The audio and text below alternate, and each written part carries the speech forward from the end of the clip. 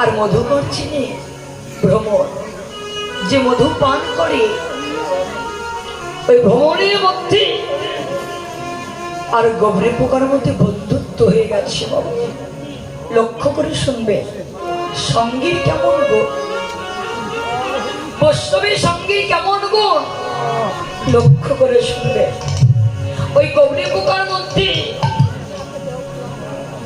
আর ভ্রমণের মধ্যে বন্ধুত্ব হয়ে গেছে। একদিন দুই বন্ধু কথা বলছে, বলতে বলতে বলছে, বন্ধু